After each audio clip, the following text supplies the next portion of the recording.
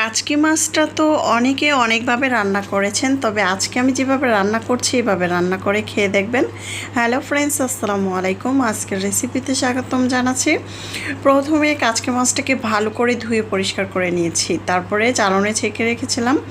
এখানে হাফ চামচ দিয়েছি মরিচের গুঁড়া, ধনিয়ার গুঁড়া, জিরার গুঁড়া হাফ চামচ করে দিয়েছি, আদা বাটা রসুন বাটা হাফ চামচ করে দিয়েছি, আর দিয়ে দিলাম পেঁয়াজ কুচি আর টমেটো কুচি। পেঁয়াজ কুচি, টমেটো কুচি, কাঁচামরিচ কুচি এগুলো একটু বেশি করে দেওয়ার চেষ্টা করবেন, তাহলে দেখবেন ঝালের পরিমাণটা একটু বেশি হলে খেতে ভালো লাগে। দিয়ে দিলাম তেল। আমি এখানে তেল দিয়েছি 4 থেকে 5 টেবিল চামচ।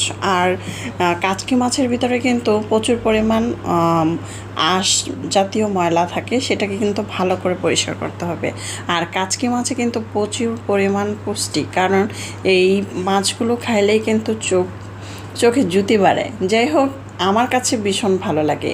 হাতে মাখিয়ে কাচকি মাছটা রান্না করলে সবথেকে বেশি ভালো লাগে। যাই হোক, যাদের হাতে কম সময় তারা চাইলে কিন্তু ঝটপট এইভাবে রান্না করতে পারেন। এখন খুব ভালো করে হাতে মেখে নিয়েছি, মেখে তারপরে পানি দিয়ে দিলাম 2 কাপ, দিয়ে ঢাকনা দিয়ে ঢেকে রাখলাম।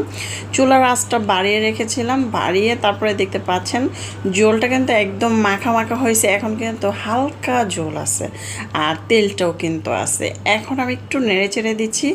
এরপর যে আমি এখানে দিয়ে দেবো ধনে পাতা কুচি। যদি চান যে এখানে ঝোল রাখার জন্য, সেক্ষেত্রে এই পর্যায়ে কিন্তু উঠিয়ে ফেলতে হবে। আর যদি না চান যে ঝোল রাখবেন না, একদম শুকনো শুকনো করবেন, পোড়া পোড়া করবেন, তাহলে কিন্তু আপনার কি করতে হবে, একদম ঝোলটাকে শুকিয়ে নিতে হবে। ধনেপাতা কুচি দিয়ে দিচ্ছি। চাইলে ভাজা জিরার গুঁড়ো অ্যাড করতে পারেন, না চাইলে স্কিপ করতে পারেন। ধনেপাতা কুচি দিলেই কিন্তু এটা দারুণ লাগে খেতে। আমার বাসায় আমি যখনই হাতে মাখিয়ে ছোট মাছগুলো বিশেষ করে রান্না করি, বাসার সবাই অনেক বেশি পছন্দ করে। যাই হোক, আলহামদুলিল্লাহ খুবই মজাদার হয়েছিল। চাইলে কিন্তু এখানে টক জাতীয় কিছু দিতে পারেন, তাহলে আরও বেশি মজা লাগবে।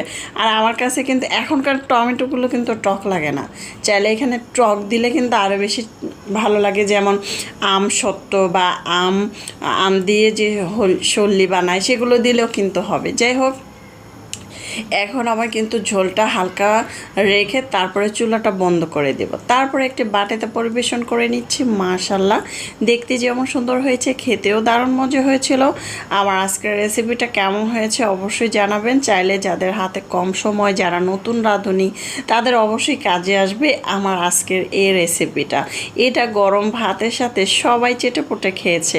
রেসিপি ভালো লাগলে চ্যানেল সাবস্ক্রাইব করে লাইক দিয়ে পাশে থাকবেন। যারা ফেসবুক পেজ থেকে দেখছেন, অবশ্যই ফেসবুক পেজটাকে ফলো দিয়ে দিবেন। আমি সব সময় একটু ঝটপট আর সহজভাবে রান্না করতে পছন্দ করি, আর রান্না কিন্তু আমার পছন্দ, রান্না আমার শখ।